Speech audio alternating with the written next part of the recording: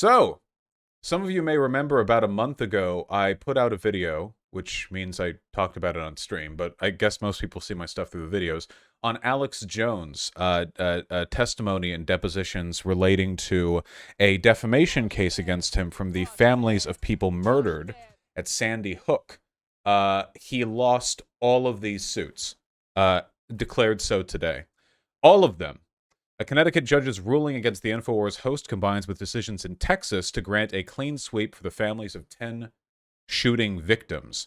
A state court in Connecticut granted a sweeping victory to the families of 8 people killed in a 2012 mass shooting at Sandy Hook Elementary School in Newtown, Connecticut, who had sued the far-right broadcaster and conspiracy theorist Alex Jones and his InfoWars media outlet for defamation.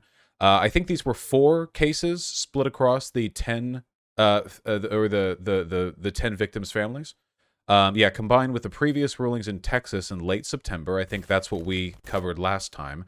Mr. Jones for years spread bogus theories that the shooting that killed 20 first graders and 6 educators was part of a government-led plot to confiscate America's firearms, and that the victims' families were actors in the scheme. I want to talk about the conspiracy theory really quickly before we talk about the implications of the ruling, because I suspect that Alex Jones was always kind of hinging on this being the outcome. He, I believe, does intend on filing an appeal. We'll see how that goes. I don't know how well it'll go for him.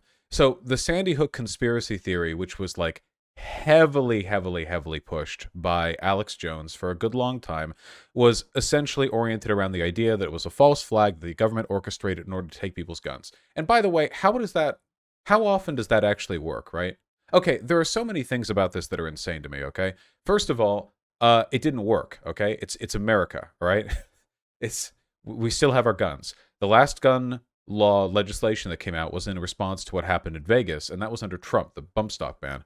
The Sandy Hook, to my knowledge, did not lead to some sweeping federal legislation cutting down on people's gun ownership, so yeah.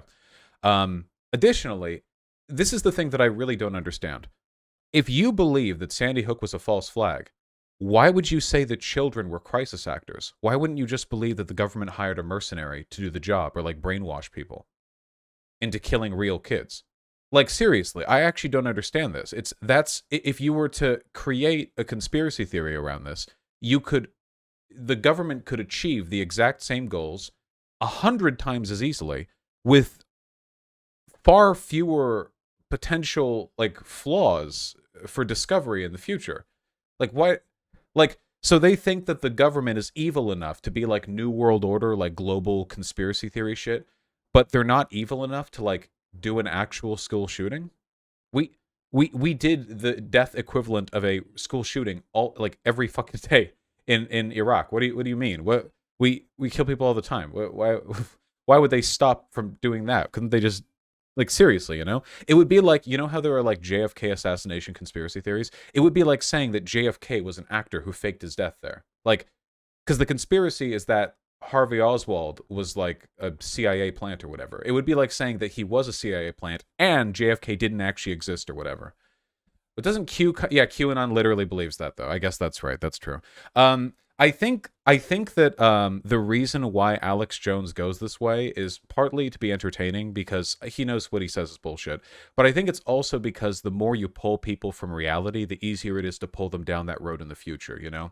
So the last thing that Alex Jones wants is a rational conspiracy theory. Because if you train your audience to respect rationality, you train them to see holes in your stories in the future. If Alex Jones says something like, you know, like if he's like, now, I don't believe, or I don't know if I can really do his voice. Now, I don't believe that any of these kids were actors, you know?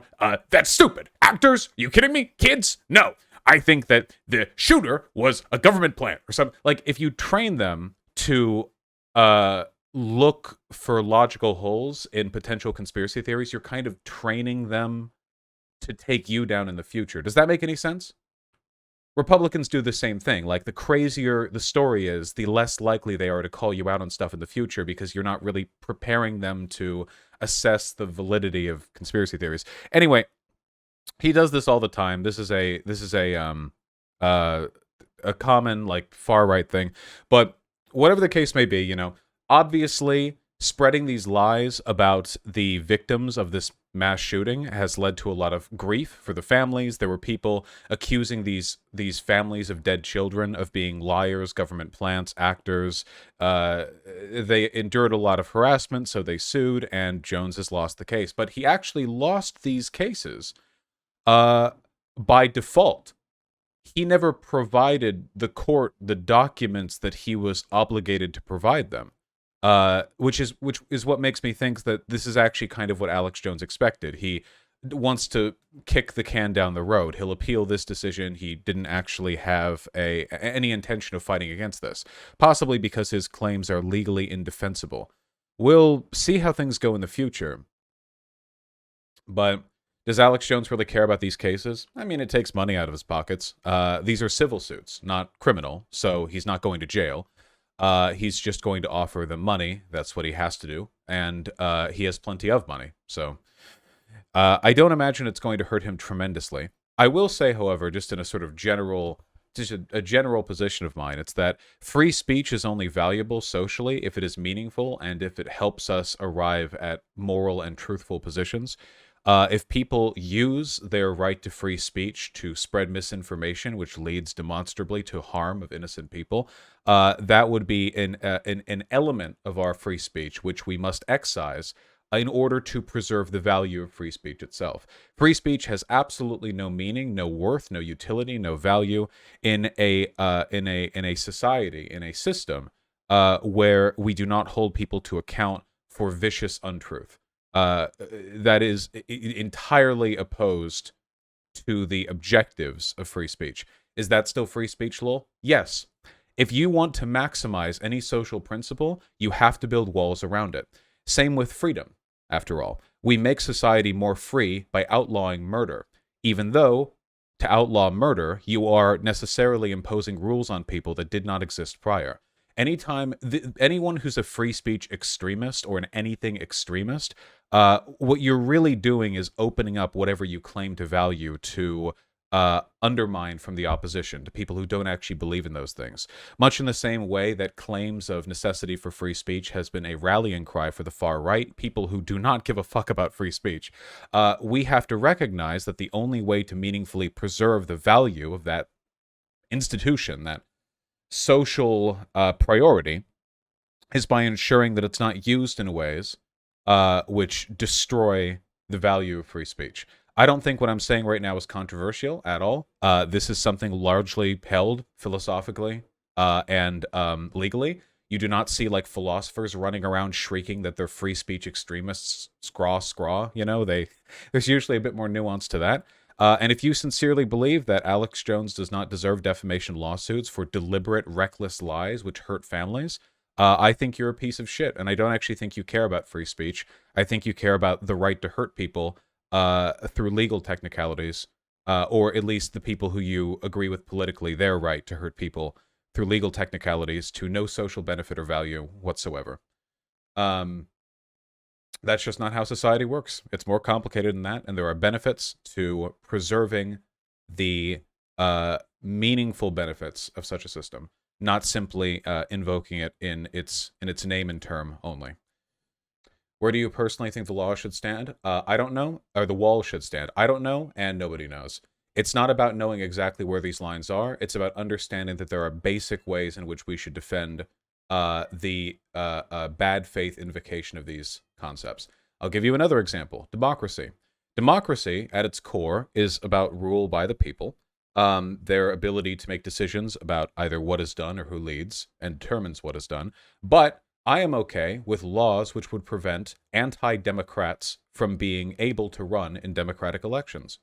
See, democracy is only really meaningful if it can defend itself, right? I mean, if you're pro-democracy, you can't really be in favor of a set of circumstances that lead to the destruction of democracy.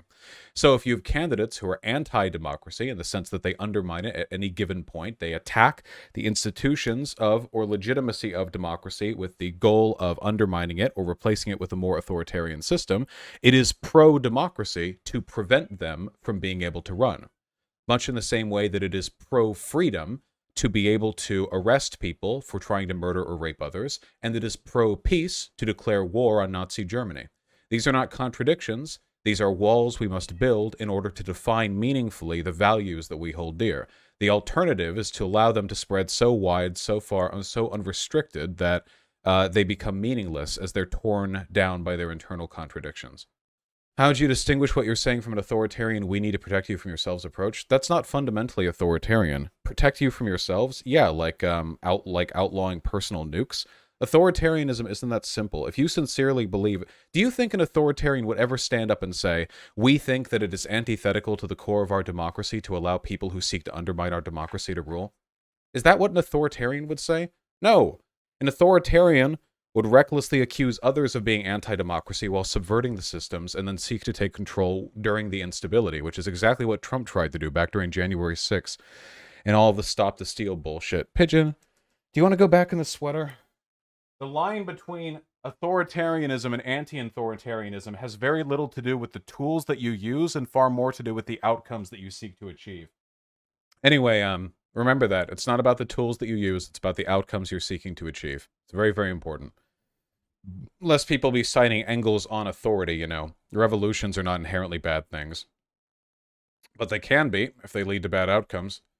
Free speech is not an absolute value, it's meant to attain a value. When it's used to oppose that desired value, it ceases to be a virtue. Yeah, agreed, 100%. There's no way around it. Like, this is the case.